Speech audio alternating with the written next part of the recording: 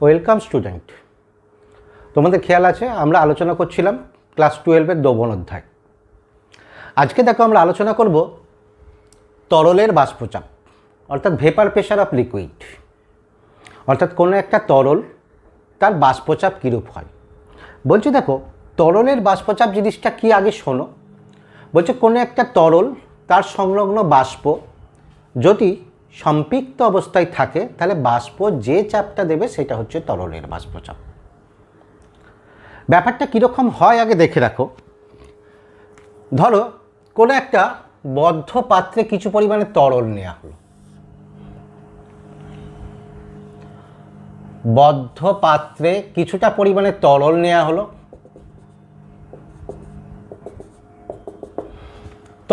হলো, এবার এই জায়গায় বাষ্পচাপ মাপার জন্য একটা আমরা ম্যানোমিটার লাগিয়ে দিলাম।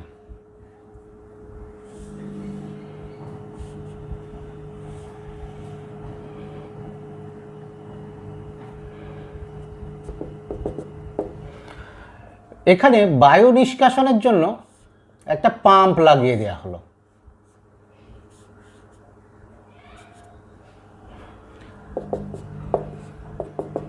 তাহলে আমরা কি করেছি, কোনো একটা বদ্ধ পাত্রে কিছুটা তরল নিয়েছি, তরল নিয়ে তার সঙ্গে যা যা সিস্টেম লাগানো দরকার সেগুলো লাগিয়ে দেওয়া হয়েছে। এবার ধরো এই পাম্পের সাহায্যে ভিতরের বায়ুটাকে বের করে দেওয়া হলো। তাহলে ভিতরের বায়ুটা যদি বের করে দেওয়া হয় তাহলে কি হবে, তোমরা জানো তরল কি হয়, সর্বদাই যে কোনো তাপমাত্রাতে কী হয়, কিছু না কিছু বাষ্পীভবন হতে থাকে। তাহলে এখানে দেখো তরল কি হবে, বাষ্পীভবন হতে থাকবে, অর্থাৎ তরল অণু কী হবে, বাষ্পে পরিণত হতে থাকবে। এবার দেখো প্রাথমিক অবস্থায় এখানে বাষ্পের পরিমাণটা খুবই কম, ফলে এখানে আস্তে আস্তে কী হবে, বাষ্প ভর্তি হতে থাকবে। যখন বাষ্প ভর্তি হতে থাকবে তখন কি হবে, বাষ্পের কিছু অণু আবার তোমার কি হবে, তরলে ফিরে আসতে থাকবে। তাহলে এই যে বিপরীত প্রক্রিয়া, অর্থাৎ তোমার কি আছে, বাষ্পের অণু তরল অবস্থায় ফিরে আসছে, তরলে ঘনীভূত হচ্ছে, একে কি বলি আমরা, ঘনীভবন। তাহলে দেখো প্রাথমিক অবস্থা কি ছিল, শুরু হলো বাষ্পীভবন, বাষ্পীভবন শুরু হওয়ার পরেই আবার কি হলো, শুরু হলো ঘনীভবন। এখন দেখো প্রাথমিক অবস্থায় এখানে বাষ্পের পরিমাণটা কি ছিল, খুব কম ছিল, ফলে এখানে তোমার কি হচ্ছিল, বাষ্পীভবনের হারটা বেশি হচ্ছিল। যত বাষ্পের পরিমাণটা আস্তে আস্তে বাড়ছে তত তোমার কি হবে, এই যে বাষ্প দশা থেকে তরল দশায় ফিরে আসার প্রবণতা বাড়ছে, অর্থাৎ ঘনীভবনের প্রক্রিয়া বাড়ছে। এই রকম এটা আস্তে আস্তে কমবে, এটা আস্তে আস্তে বাড়বে। অর্থাৎ বাষ্পের পরিমাণ বাড়তে থাকলে তোমার কি হবে, বাষ্পীভবন আস্তে আস্তে কমতে থাকবে এবং ঘনীভবন আস্তে আস্তে বাড়তে থাকবে। এই রূপে এমন একটা সময় আসবে যখন বাষ্পীভবন এবং ঘনীভবন তোমার কি হবে, সমহারে চলতে থাকবে। ফলে এই যে তরলের পৃষ্ঠতলে ফাঁকা স্থান, সেখানে তখন বাষ্পের পরিমাণের আর কোনো পরিবর্তন ঘটবে না, অর্থাৎ বাষ্পের পরিমাণ নির্দিষ্ট থাকবে। এই অবস্থাটাকে বলা হচ্ছে সম্পৃক্ত বাষ্প। অর্থাৎ এইরকম সম্পৃক্ত বাষ্প তোমার কি করবে, এবার বাষ্পগুলো এখানে আছে, এরা কি করবে, তোমরা জানো বাষ্প হচ্ছে কি, কোনো একটা তরল বা যে কোনো একটা এর ক্ষেত্রে তার বায়বীয় বা গ্যাসীয় অবস্থা। তাহলে এই অণুগুলো, বাষ্পের অণুগুলো, এরা এখানে কি হবে, চুপচাপ বসে থাকবে না, এরা এখানে কি করবে, কন্টিনিউ ছোটাছুটি করবে। ছোটাছুটি করার ফলে পাত্রের দেওয়ালে বা তরল পৃষ্ঠের সঙ্গে সংঘর্ষ হবে। অর্থাৎ এই রকম অণুগুলো এরকম ছোটাছুটি করার জন্য তোমার কি হতে পারে, এরা চাপ প্রয়োগ করবে। তাহলে এরা তোমার কি করবে, চাপ প্রয়োগ করবে, চাপ প্রয়োগ করবে। এবার দেখো এইখানে আমরা কি বলেছি আগেই, সম্পৃক্ত অবস্থায়, এই সম্পৃক্ত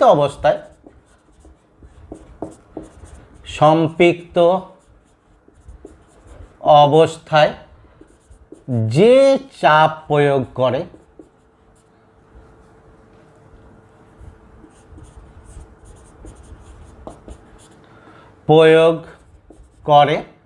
তাকেই আমরা বলছি ওই তরলের সম্পৃক্ত বাষ্পচাপ বা তরলের বাষ্পচাপ। তাহলে আলটিমেট আমরা কি দেখলাম, দেখো যখন কোনো তরল তার পৃষ্ঠতলে সংলগ্ন যখন কোনো তরলের পৃষ্ঠতল সংলগ্ন বাষ্প তরলের সঙ্গে সাম্য অবস্থায় থাকবে, অর্থাৎ সম্পৃক্ত অবস্থায় থাকবে, তখন এই বাষ্প যে চাপ দেবে সেটাই হচ্ছে বাষ্পচাপ। এখন দেখো এই যে বাষ্পচাপ, এই বাষ্পচাপটা কোন কোন বিষয়ের উপর নির্ভর করবে বলছে। দেখো বাষ্পচাপ কোন কোন বিষয়ের উপর নির্ভর করবে, তাহলে বাষ্প চাপ কোন কোন বিষয়ের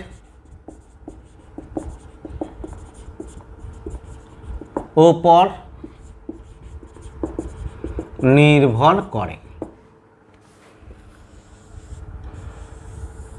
বাষ্পচাপ কোন কোন বিষয়ের উপর নির্ভর করে। দেখো চাপ দিচ্ছে কে? বাষ্প। তাহলে বাষ্পচাপ কোন বিষয়ের উপর নির্ভর করবে? বাষ্পের পরিমাণের উপরে। অর্থাৎ বাষ্পচাপ নির্ভর করবে কার উপরে? বাষ্পচাপ নির্ভর করবে বাষ্পের পরিমাণের উপরে। বাষ্পের পরিমাণের উপর। খুব সিম্পল। এখানে যদি বাষ্পের পরিমাণ কম হয়, খুব অল্প সংখ্যক বাষ্পের অণু থাকে, তাহলে চাপ কম হবে। আর যদি বাষ্পের পরিমাণ বেশি হয়, অর্থাৎ বেশি পরিমাণে তোমার কি হয়? বাষ্প থাকে, তাহলে বাষ্পচাপ বেশি হবে। এই বাষ্পের পরিমাণটা কার উপর নির্ভর করে? দুটি বিষয়ের উপর নির্ভর করে। একটা হচ্ছে তোমার কি? এক নম্বরে তরলের প্রকৃতি, তরলের প্রকৃতি। দু নম্বরে হচ্ছে উষ্ণতা। তাহলে কোন কোন বিষয়ের উপর নির্ভর করছে? তরলের প্রকৃতির উপর এবং উষ্ণতার উপর। আমরা প্রথমে দেখে নেই তরলের প্রকৃতির উপর। তরলের প্রকৃতির ক্ষেত্রে কোন তরলের ক্ষেত্রে বাষ্পের পরিমাণ বেশি হবে আর কোন তরলের ক্ষেত্রে বাষ্পের পরিমাণ কম হবে। দেখো এটা যে তরলগুলো সহজে বাষ্পীভূত হয়, অর্থাৎ যাদের বাষ্পীভবনের প্রবণতা বেশি, তাদের ক্ষেত্রে বাষ্পের পরিমাণ বেশি হবে। আর যাদের ক্ষেত্রে বাষ্পীভবনের পরিমাণটা তোমার কী আছে? বাষ্পীভবন হওয়ার প্রবণতা বা বাষ্পীয় দশা যাওয়ার প্রবণতা কম, তাদের ক্ষেত্রে তোমার কি হবে? বাষ্পের পরিমাণ তোমার কম হবে।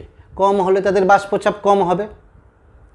সোজা কথাই আমরা বলতে পারি, যেখানে তরল মলিকুলগুলোর আন্তঃনবিক আকর্ষণ বল বেশি, তাহলে তাদের বাষ্পীভবনের হার তোমার কি হবে বা বাষ্পীয় দশায় যাওয়ার প্রবণতা কি হবে? কম হবে। তাদের ক্ষেত্রে বাষ্পচাপ কি হবে? কম হবে। আর যেখানে তরল অণুগুলোর ক্ষেত্রে আন্তঃনবিক আকর্ষণ বল অনেক কম, সেই তরলগুলো কি হয়? উদ্বায়ী প্রকৃতির হয়। যেমন ধরো ইথার, আন্তঃনবিক আকর্ষণ বল কম, তারা উদ্বায়ী প্রকৃতির হয়, তাদের ক্ষেত্রে বাষ্পের পরিমাণ বেশি হবে, তাদের ক্ষেত্রে বাষ্পচাপ বেশি হবে। তাহলে আমরা কি বলতে পারি? তরলের কার? তরলের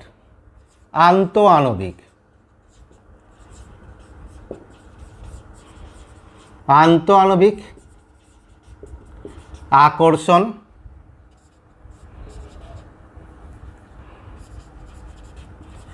কম হলে, আন্তঃআণবিক আকর্ষণ কম হলে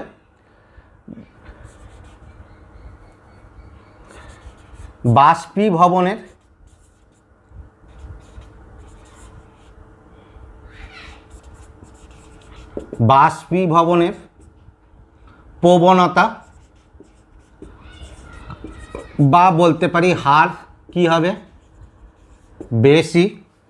তাহলে তাদের ক্ষেত্রে কি হবে? বাষ্পের পরিমাণ বেশি। তাহলে তাদের ক্ষেত্রে কি হবে?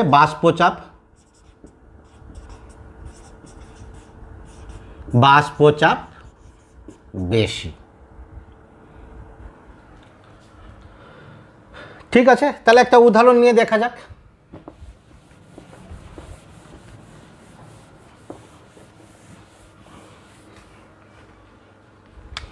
ধরো তরল নিচ্ছি যাদের আন্তঃআণবিক আকর্ষণ বলের ক্রম দেওয়া হলো। ধরো নিচ্ছি জল, অ্যালকোহল, ইথার। এদের আন্তঃআণবিক আকর্ষণ বল কি? এই ক্রম। এটা কি? আন্তঃআণবিক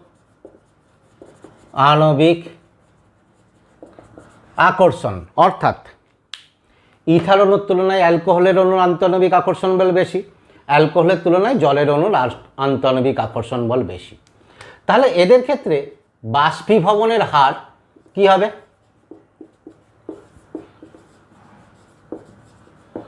বাষ্পীভবনের হার কার বেশি হবে? যার আন্তঃনবিক আকর্ষণ বল কম, অর্থাৎ ইথার বেশি, ইথার। তারপরে কি হবে? অ্যালকোহল, তার থেকেও কম হবে কে? জল। তাহলে এদের ক্ষেত্রে বাষ্পচাপ কি হবে?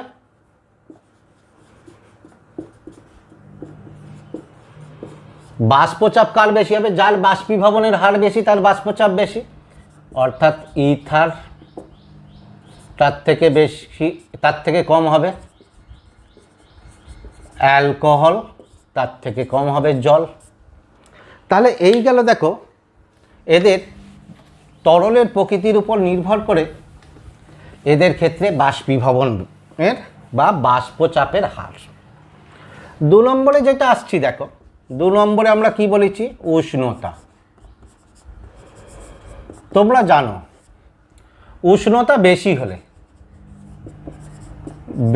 হলে তরলের বাষ্পীভবন কি হয়? বাষ্পীভবন বেশি হয়। কেন? কারণ উষ্ণতা বাড়লে তরল অণুগুলোর কি হয়? গতিশক্তি বৃদ্ধি পায়। তরল অণুগুলোর গতিশক্তি বৃদ্ধি পেলে তাদের ক্ষেত্রে তরল দশা থেকে বাষ্পীয় দশা যাওয়ার প্রবণতা বেশি হয়, কারণ তরল অপেক্ষা গ্যাসের গতিশক্তি বেশি। তাহলে তাদের বাষ্পীভবন, উষ্ণতা বেশি হলে বাষ্পীভবন বেশি হয়, ফলে এদের ক্ষেত্রে তোমার কি হবে? বাষ্পচাপ বেশি হবে। হয়েছে? তাহলে উষ্ণতা বৃদ্ধিতে কি হয়? বাষ্পচাপ বেশি। কখন? উষ্ণতা বৃদ্ধি, অর্থাৎ কোনো তরলের ক্ষেত্রে উষ্ণতা বৃদ্ধি করলে তার বাষ্পচাপ বেশি হবে। যেমন ধরো জলের ক্ষেত্রে স্বাভাবিক তাপমাত্রায় অর্থাৎ 25 ডিগ্রি সেন্টিগ্রেড উষ্ণতায় যে বাষ্পচাপ হবে সেটা যদি তরলের স্ফুটনাঙ্কে নিয়ে যায় তার ক্ষেত্রে বাষ্পচাপ অনেক বেশি হবে। বোঝা গেছে? এবার দেখো যে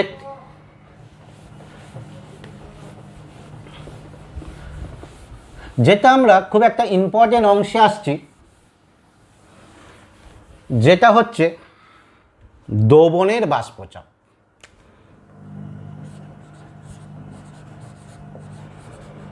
দ্রবণের বাষ্পচাপ। প্রথমে আসছি দেখো কেমন দ্রবণ? কেমন দ্রবণ?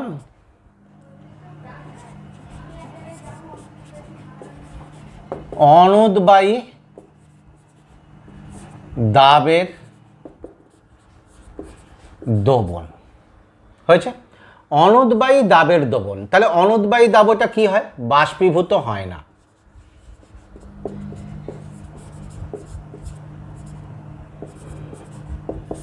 বাষ্পীভূত হয় না। কীরকম দেখো, ধরো কোনো একটা তরল নেওয়া হলো, তরলে কিছুটা দাবও যোগ করে দেওয়া হলো, যে দাবগুলো কি হচ্ছে? অনুদ্বায়ী দাব। অনুদ্বায়ী দাব। তাহলে এরা হচ্ছে তোমার কি?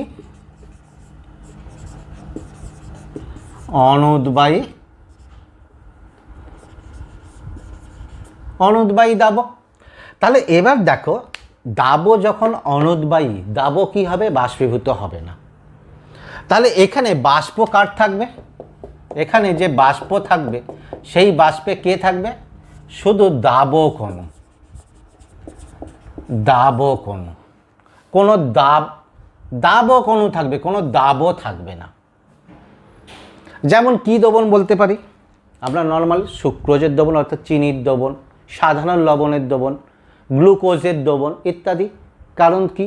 সুক্রোজ বা গ্লুকোজ এরা অনুদ্বায়ী, এরা বাষ্পীভূত হয় না দ্রবণে। তাহলে এখানে বাষ্পে থাকবে তোমার কি আছে? শুধুমাত্র দাবক অণু। তাহলে এদের যে চাপ হবে, এদের যে চাপ প্রয়োগ যেটা করবে সেটা কার করবে? অর্থাৎ দাবক অণুর বাষ্পচাপ। দাবক অণুর বাষ্পচাপ। কারণ এখানে তোমার কি আছে? দাবের কোনো অণু থাকবে না। দাবের অণু থাকবে না। হয়েছে? তাহলে এখানে যেহেতু দাবের কোনো অণু অর্থাৎ দাবের কোনো অণু থাকছে না, শুধুমাত্র দাবক অণু থাকছে, তাহলে যে বাষ্পচাপটা হবে সেটা শুধুমাত্র বা যে বাষ্পচাপটা দেবে তাতে শুধুমাত্র দাবক অণুর বাষ্পেরই অবদান থাকবে, দাবের অণুর বাষ্পের কোনো অবদান বা দাব অণুর কোনো অবদান থাকবে না। এটা আগে পরিষ্কার করো। তাহলে কি বললাম? দাব যেহেতু বাষ্পীভূত হচ্ছে না, বাষ্পে শুধুমাত্র দাবক অণু আছে, তাহলে বাষ্পচাপ যেটা পাওয়া যাবে তাতে অবদান কার থাকবে? শুধুমাত্র দাবক অণুর। দাব অণুর কোনো অবদান থাকবে না। বোঝা গেছে? তাহলে এইটা বোঝা গেল। এবার আমরা কম্পেয়ার করব এখানে এর সঙ্গে বিশুদ্ধ দাবক থাকলে তার ক্ষেত্রে বাষ্পচাপ কি হতো। বলছে দেখো, এই যে বাষ্পচাপ, এই যে এখানে যে বাষ্পচাপটা আমরা পাচ্ছি, অর্থাৎ এখানে দ্রবণের যে বাষ্পচাপটা আমরা পাচ্ছি, বাষ্পচাপ, এই বাষ্পচাপটা কম হবে কার থেকে? বিশুদ্ধ দাবক অপেক্ষা। বিশুদ্ধ দাবক অপেক্ষা কম হবে। এইখানটা ভালো করে দেখো, আমরা বলছি কি এখানে শুধুমাত্র দাবক অণুই থাকবে, দাব অণু থাকবে না। যে চাপটা দেবে সেটা দাবক অণুই দেবে, দাব অণু দেবে না। তা সত্ত্বেও এর ক্ষেত্রে বাষ্পচাপ কি হচ্ছে? বিশুদ্ধ দাবক অপেক্ষা কম হচ্ছে। অর্থাৎ যদিও এখানে শুধুমাত্র বিশুদ্ধ দাবকই বাষ্প অবস্থায় আছে, কিন্তু বাষ্পচাপটা বিশুদ্ধ দাবক অপেক্ষা কম হচ্ছে। কেন কম হচ্ছে? এই কমটার কারণ কি? কারণ হচ্ছে এটা অবশ্যই একই উষ্ণতায় করা হচ্ছে দুটোকে তুলনা, নাহলে উষ্ণতা পরিবর্তন করলে এদের বাষ্পচাপ আলাদা আলাদা হবে। একই উষ্ণতায় করা হচ্ছে। কেন হচ্ছে? মূল একটাই কারণ, আমরা যেটা বলেছি বাষ্পচাপ কম বা বেশি হওয়ার কারণটা কি? বাষ্পের পরিমাণ কম। বাষ্পের পরিমাণ কম। এবার দেখো বাষ্পের পরিমাণটা কম কেন হচ্ছে। আমরা যদি তুলনা করি, দেখো বিশুদ্ধ দাবকের সঙ্গে, ধরো এখানে আমি একটা বিশুদ্ধ দাবক নিয়েছি, একই পরিমাণ, অর্থাৎ দ্রবণে যে পরিমাণ তোমার তরল আছে, দাবক আছে, সেখানে বিশুদ্ধ দাবক নিয়েছি। নিয়ে এখানে এর পৃষ্ঠতলে শুধুমাত্র কে আছে? দাবক অণুই আছে। তাহলে এটা ধরে নিলাম পৃষ্ঠতলের একটা একক ক্ষেত্রফল।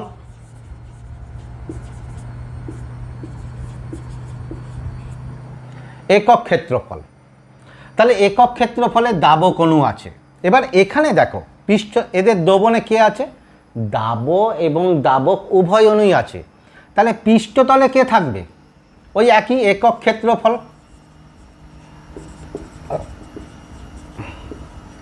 এই পৃষ্ঠতলে কে থাকবে?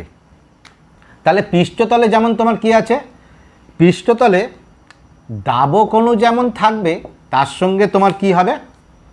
দাব অণুও থাকবে। অর্থাৎ এদের যে পৃষ্ঠতল, এই যে পৃষ্ঠতলের যে পৃষ্ঠতলে কে অণু আছে? আছে দাবক অণু।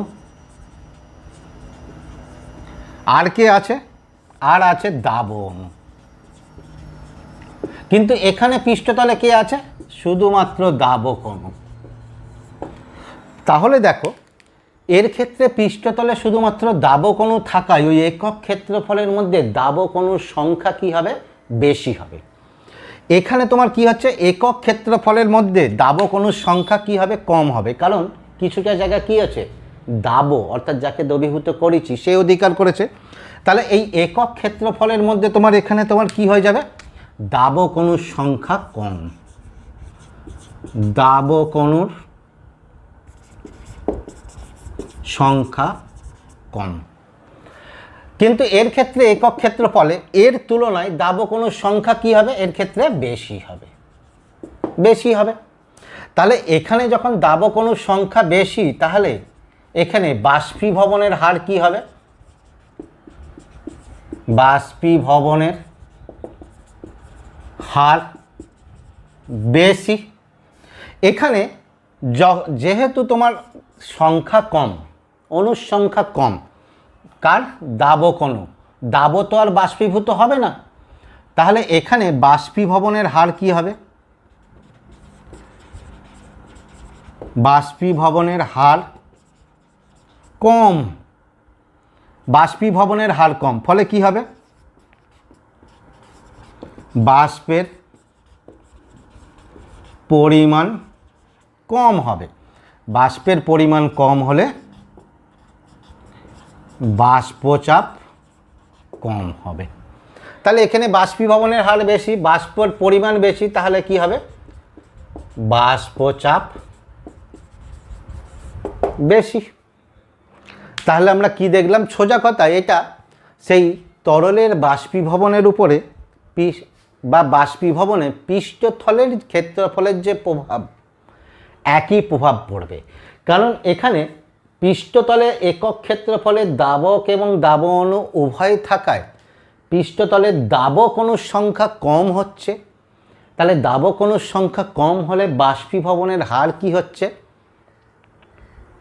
কম হচ্ছে। ফলে বাষ্পের পরিমাণ কম হচ্ছে, তাই বাষ্পচাপ কম হচ্ছে।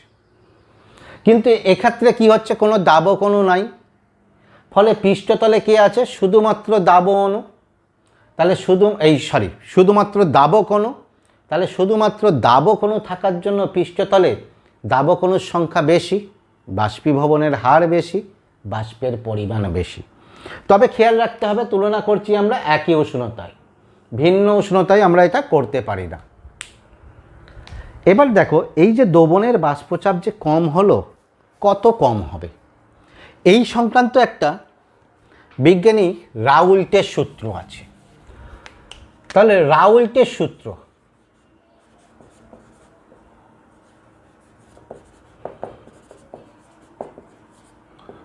রাউল্টের সূত্র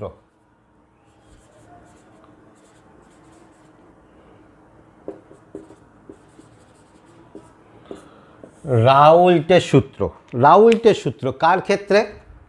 যখন কোনো দ্রবণে, ভালো করে দেখো, যখন কোনো দ্রবণে কোনো দাবকের মধ্যে দাব দ্রবীভূত করা হলো। কেমন দাব? অনুদ্বায়ী। এটা ভালো করে মনে রাখবে, অনুদ্বায়ী দাব দ্রবীভূত করা হলো। অনুদ্বায়ী দাব যখন দ্রবীভূত করা হলো, তাহলে তার ক্ষেত্রে দ্রবণের বাষ্পচাপ কীরূপ হবে? এখন দেখো, আগে আমরা বাহ্যিকভাবে বুঝি বাষ্পচাপ কীরূপ হবে। বলেছি বাষ্পে এখানে কে থাকবে? শুধুমাত্র দাবক অণু। দাবক অণু, এখানে এই যে দাবক অণু বাষ্পীয় অবস্থায় থাকবে, এদের পরিমাণটা কার ওপর নির্ভর করবে? দ্রবণে ওর গাঢ়ত্বের উপরে। কার গাঢ়ত্ব? দাবের গাঢ়ত্ব কিন্তু নয়। বাষ্পচাপটা কে দিচ্ছে? দাবক অণু। তাহলে নির্ভর করবে কার উপরে? দ্রবণে যে দাবক অণু আছে তার উপরে, বা তার গাঢ়ত্বের উপরে, বা বলতে পারি তার মোল সংখ্যার উপরে। তাহলে এখানে দাবক অণু যেহেতু বাষ্পচাপ দিচ্ছে, তাহলে নির্ভর করবে কার উপরে? এখানে দাবক অণুর বাষ্পায়নের হারের উপরে, অর্থাৎ দ্রবণে উপস্থিত দাবক অণুর মোল সংখ্যার উপরে, বা দাবক অণুর গাঢ়ত্বের উপরে। তাহলে রাউল্ট কি বলছে দেখো,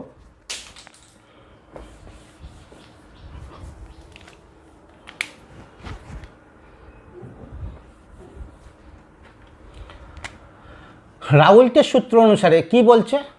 বলছে এখানে দ্রবণের বাষ্পচাপ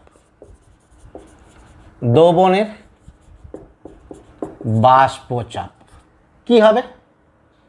বলছে দ্রবণের বাষ্পচাপ কার সঙ্গে সমান হবে? বলছে ওই উষ্ণতায় বিশুদ্ধ দাবকের বাষ্পচাপ,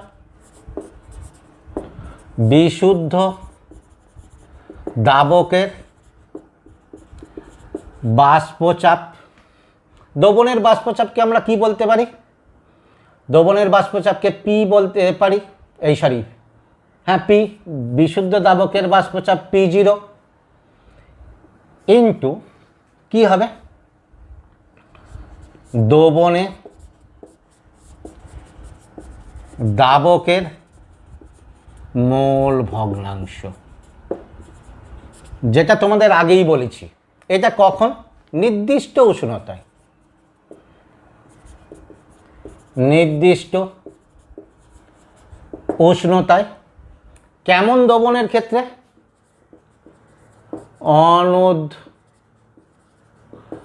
অনুদ্বায়ী দাবের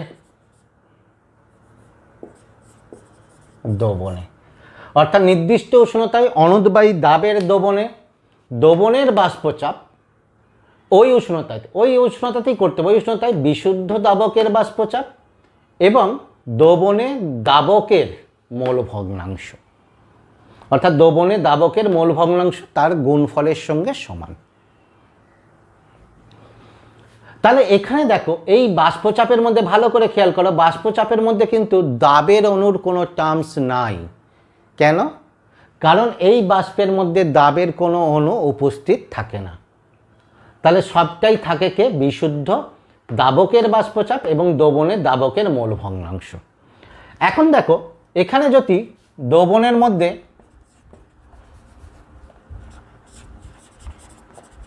দাবকের মোল ভগ্নাংশ x1 এবং দাবের মোল ভগ্নাংশ x2 হয়, তাহলে এখানে দবনের বাষ্পচাপ P সমান আমরা কি লিখতে পারি? P সমান বিশুদ্ধ দাবকের বাষ্পচাপ P0 ইন্টু দাবকের মোল ভগ্নাংশ x1। তাহলে একটা নির্দিষ্ট উষ্ণতায়, এইটাই হচ্ছে আমাদের কি আছে? বাষ্পচাপের সমীকরণ। P সমান P0 ইন্টু x1, বা অন্যভাবেও বলতে পারি যে P সমান x1 ইন্টু P0, যা ইচ্ছা, এতে তো কোনো সমস্যা নাই। এখন দেখো এখানে একটা নির্দিষ্ট উষ্ণতায় যদি হয়,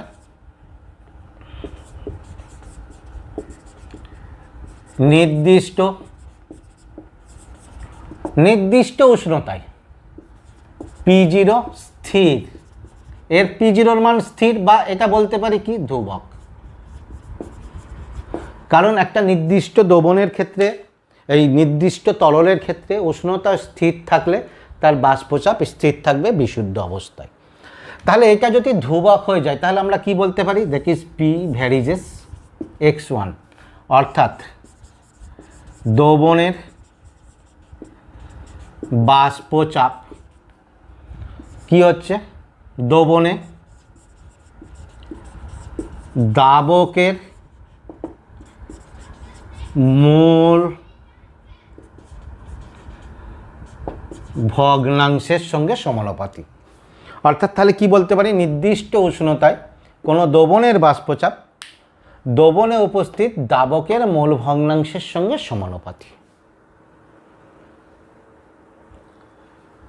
বোঝা গেছে এটা? আর স্বাভাবিক সূত্রটা কি বলতে পারি? এটাকেও আমরা সূত্রের আকারে লিখতে পারি, বা এটাও বলতে পারি যে একটা নির্দিষ্ট উষ্ণতায় অনুদ্বায়ী দাবের দবনের বাষ্পচাপ কি হয়? বিশুদ্ধ দাব, ওই উষ্ণতায়, অবশ্যই ওই উষ্ণতায় বিশুদ্ধ দাবকের বাষ্পচাপ এবং দবনে দাবকের মোল ভগ্নাংশের গুণফলের সঙ্গে সমান।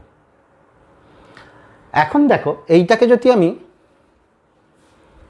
গ্রাফিক্যালি রিপ্রেজেন্ট করতে চাই, অর্থাৎ লেখচিত্রের সাহায্যে যদি এটাকে আমরা প্রকাশ করতে চাই, কি রকম হবে?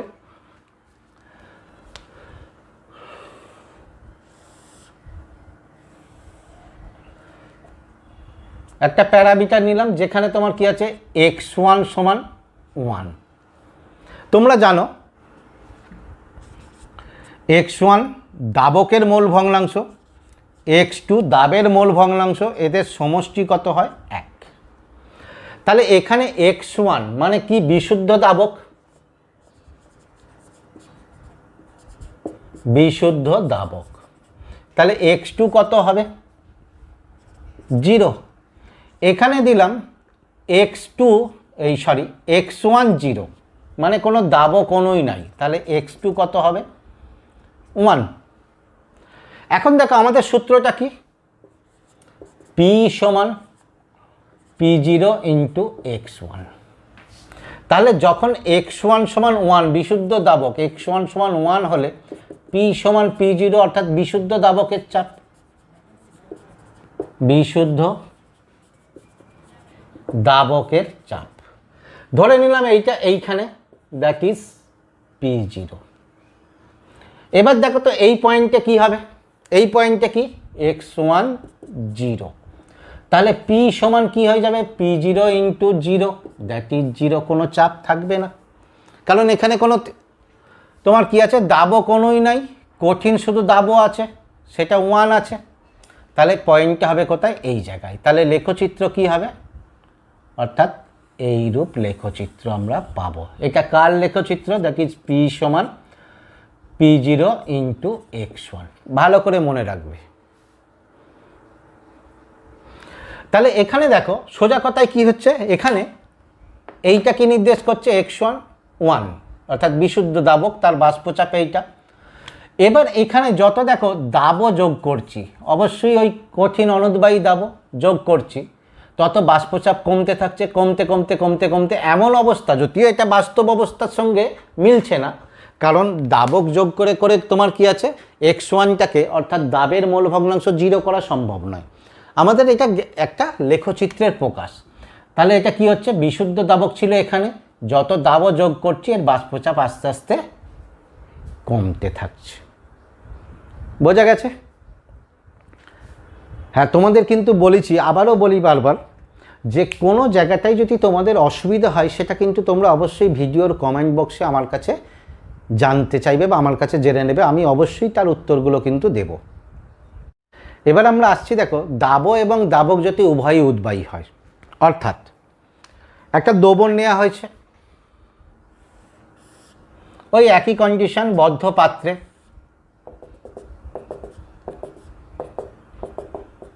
পাত্রে, এখানে তোমার কি আছে দাবও এবং দাবক উভয়ই আছে। তাহলে দেখো এখানে কি হয়েছে দাবক, আর এখানে রয়েছে তোমার দাবও, দুজনেই কি উদ্বায়ী। তাহলে এখানে যে বাষ্প থাকবে, বাষ্পে তোমার কি হবে, বাষ্পে দাবক এবং দাব অণু উভয়ই থাকবে, অর্থাৎ বাষ্পে কে থাকবে দাবক প্লাস দাব, কারণ দুটোই উদ্বায়ী। তাহলে আগেরটা কি ছিল, দাবক, এই দাব অনুদ্বায়ী ছিল, অর্থাৎ বাষ্পে যে অবদান হচ্ছিল শুধুমাত্র দাবক অণুর বাষ্পের অবদান, এখানে যে বাষ্পের অবদান বা বাষ্প চাপে যে অবদান সেটা তোমার কি হবে দাবক এবং দাব উভয় অণুরই অবদান থাকবে, কারণ দুটোই উদ্বায়ী এবং বাষ্পে দাবক এবং দাব উভয়ই আছে। যদি দেখো এখানে ধরে নিই যে দাবকের মোল ভগ্নাংশ x1, দাবের মোল ভগ্নাংশ সমান x2,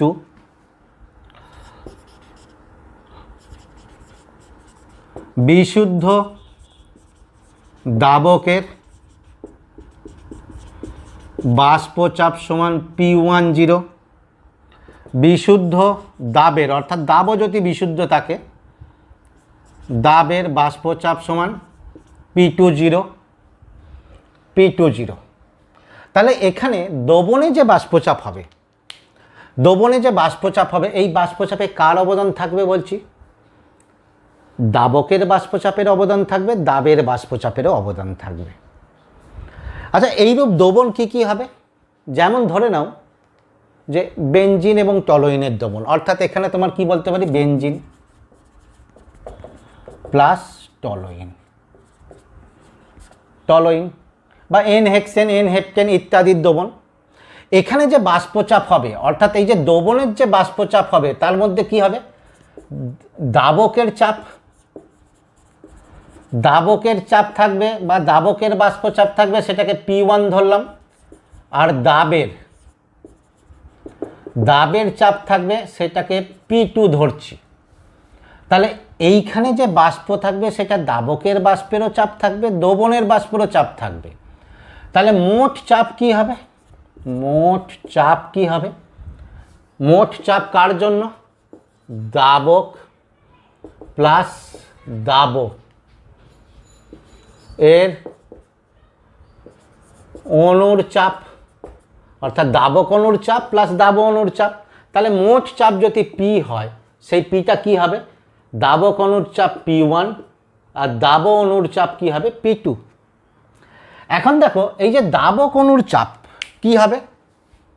দাবক অণু আছে, সে কতটা চাপ প্রয়োগ করবে? ধরে নাও দাবক বেঞ্জিন আছে, তাহলে সে কতটা চাপ প্রয়োগ করবে? সেটা নির্ভর করছে কার উপরে? দ্রবণে তার যে মোল ভগ্নাংশ হচ্ছে তার উপরে, এবং বিশুদ্ধ দাবক যে আছে তার বিশুদ্ধ অবস্থায় যে বাষ্পচাপ। তাহলে এখানে আমরা কি বলতে পারি? দ্যাট ইজ P1টা কি হবে?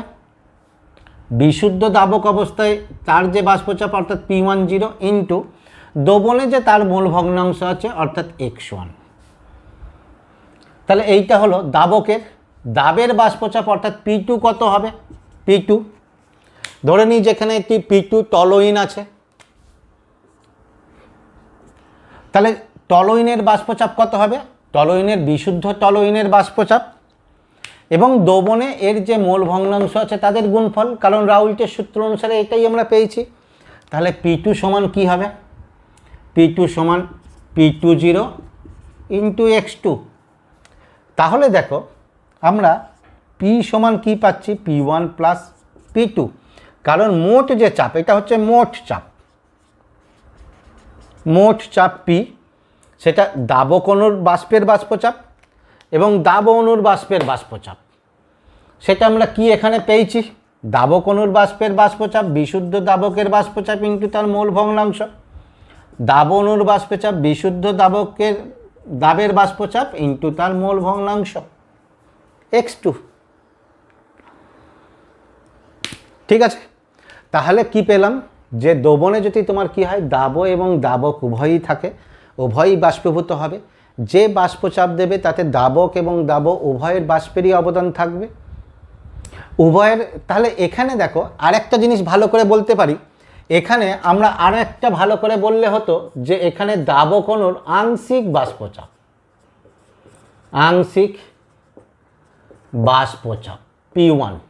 কেন? কারণ এখানে মিশ্রণে কে আছে? মিশ্রণে বাষ্পের মধ্যে দাবক এবং দাব উভয়ই আছে, তাহলে তাদের যে চাপটা হবে সেটা মিশ্রণের মধ্যে যখন চাপ তখন আংশিক চাপ। তাহলে দাবক অণুর আংশিক বাষ্পচাপ P1 এবং দাব অণুর আংশিক বাষ্পচাপ P2, এদের যোগফলই হবে তোমার কি আছে? মোট বাষ্পচাপ। আর আংশিক বাষ্পচাপের সূত্র আমরা এখান থেকে পেয়ে গেছি, অর্থাৎ তোমার কি আছে? P1 সমান এইটা এবং P2 সমান এইটা। তাহলে এইটাই হবে তোমার কি আছে? মোট চাপ। এবার দেখো এইখানে যদি আমরা লেখচিত্র করি তাহলে কিরূপ হবে, ভালো করে এইটা বুঝবে। লেখচিত্রটা কি হবে?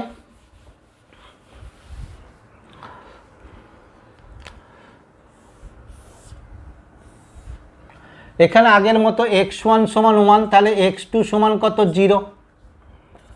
X1 সমান 0, X2 কত? 1। আমরা কি পেয়েছি? আমরা পেয়েছি দ্রবণে এখানে, অর্থাৎ দ্রবণের মধ্যে যে দাবকের বাষ্পচাপ ছিল, আংশিক বাষ্পচাপ P1 সমান কত?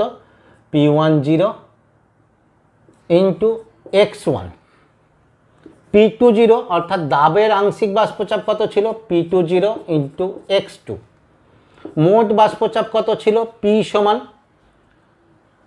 P10 X1 plus P20 X2। এখন দেখো আমরা যদি এই লেখচিত্র অনুযায়ী করি, এই সমীকরণ অনুযায়ী লেখচিত্র, এই যখন তোমার কি হচ্ছে X1 সমান 1, তাহলে P1 সমান কত হচ্ছে? P10। ঠিক আছে, তাহলে এইটা বিশুদ্ধ অবস্থায় ধরে নিলাম, বিশুদ্ধ অবস্থায় এইখানে বাষ্পচাপ দ্যাট ইজ P10। এই প্রান্তে কত হবে? X1 যদি 0 হয় তাহলে P1 কত হয়ে যাবে? 0, যেটা আমরা আগে করেছি। তাহলে এইরূপ লেখচিত্র পাবো কার ক্ষেত্রে? দাবক অণুর জন্য। এইটা কি? P1 সমান P10 ইন্টু X1। ঠিক একইভাবে দেখো এই জায়গাতে X2 কত? 1। যদি X2 1 হয়, তাহলে P2X2 1 হলে P2 কত হবে? P2 0, অর্থাৎ বিশুদ্ধ দাবক। এটা হলো বিশুদ্ধ দাবক। এইখানে হচ্ছে দেখো বিশুদ্ধ দাবক। তাহলে এইটা এখানে ধরি এটা, তাহলে এইটা কত হবে? That is P2 0। আর যখন তোমার X2 0 তাহলে তোমার এর ক্ষেত্রে P2 কত হয়ে যাচ্ছে? 0। অর্থাৎ এই লেখচিত্র পাবো যেটা আমরা আগে করেছি। এটা কার জন্য? P2 সমান P2 0 ইন্টু X2। এবার দেখো তাহলে এদের সমষ্টিগত লেখচিত্র, এটা তো ইন্ডিভিজুয়াল দাবক এবং দাবের লেখচিত্র হলো, এদের সমষ্টিগত লেখচিত্র কি হবে? এই সমীকরণটাকে আমরা দেখো একটু চেঞ্জ করছি। আমরা এখানে বসাচ্ছি x1 সমান 1 minus x2, P1 0 plus P2 0 into x2, গুণ করে দাও P1 0 minus x2 into P1 0 plus x2 into P2 0 সমান P1 0 প্লাস x2 কমন নিচ্ছি P2 0 মাইনাস P1 0।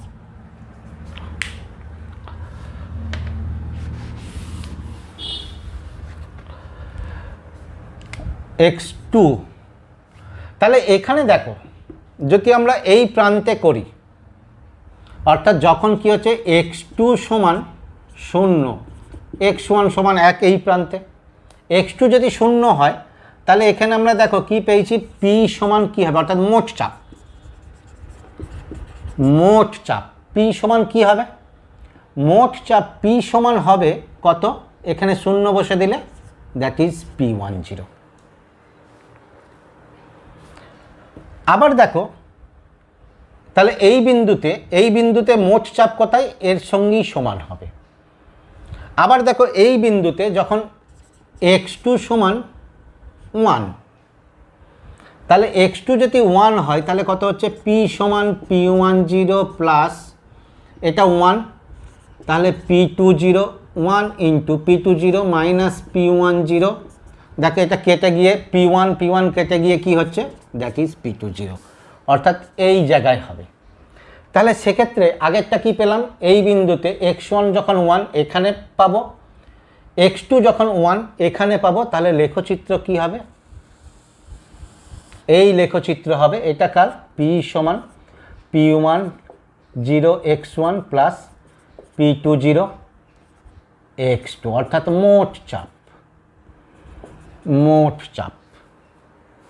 তাছাড়া তুমি এমনি বাহ্যিকভাবেও ভাবতে পারো যে এইখানে এটা 0, এটা এই, তাহলে এখানে চাপের সমষ্টি হচ্ছে এইটা। এবার দেখো এইখানে দাবকের চাপ কতটা? এইটা। দাবের কতটা? এইটা। তাহলে তাদের সমষ্টি কী হবে? আর একটু বেশি। বা এইখানে দেখো দাবক এইটা, দাবও হচ্ছে এইটা, তাহলে তাদের সমষ্টি আরও বেশি। এই দুটো সমষ্টি করে চাপটা বেশি হবে। তাহলে এখানে আমরা দেখো কি দেখলাম? দাব এবং দাবক যদি উভয়ই তোমার কি হয়? উদ্বায়ী হয়, তাহলে তাদের ক্ষেত্রে দোবনের বাষ্পচাপ কীরূপ হয় তার আমরা লেখচিত্রের ডায়াগ্রাম দেখলাম। আমরা একটা এমনি বাষ্পচাপ সংক্রান্ত ম্যাথামেটিক্যাল প্রবলেম দেখে নিতে পারি। ধরে নাও 178.2 গ্রাম জলে 18 গ্রাম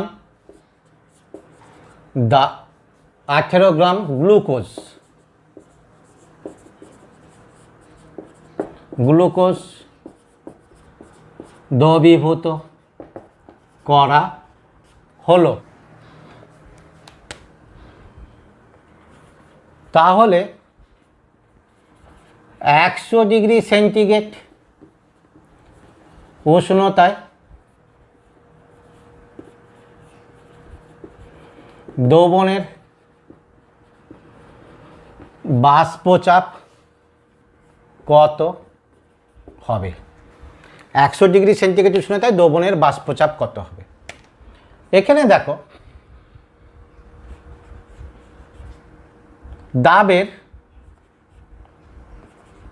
দাবও কি আছে, গ্লুকোজ। দাবের মোল ভগ্নাংশ দ্যাট ইজ x1। তাহলে x1 কত হচ্ছে, দাবও কত, 18 গ্রাম। গ্লুকোজ সংকেত কি, C12H22O11। আণবিক ওজন কত, 12 × 12 প্লাস 22 × 1 প্লাস 16 × কত 11, কত আসে 180। তাহলে কত 180, দ্যাট ইজ 0.1 মোল। না, মোল ভগ্নাংশ বলছি, এটা মোল ভগ্নাংশ নয়, মোল সংখ্যা। এবার দেখো দাবক কি আছে, জল, এর মোল সংখ্যা কত, কত গ্রাম আছে, এত গ্রাম, অর্থাৎ 178.2 বাই এর আণবিক ওজন 18। এটা দেখো আসে 9.9।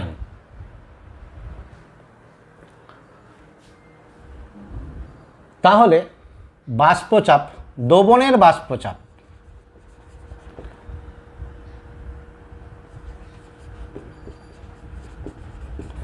দ্রবণের বাষ্পচাপ অর্থাৎ P সমান কত, P10 × x1।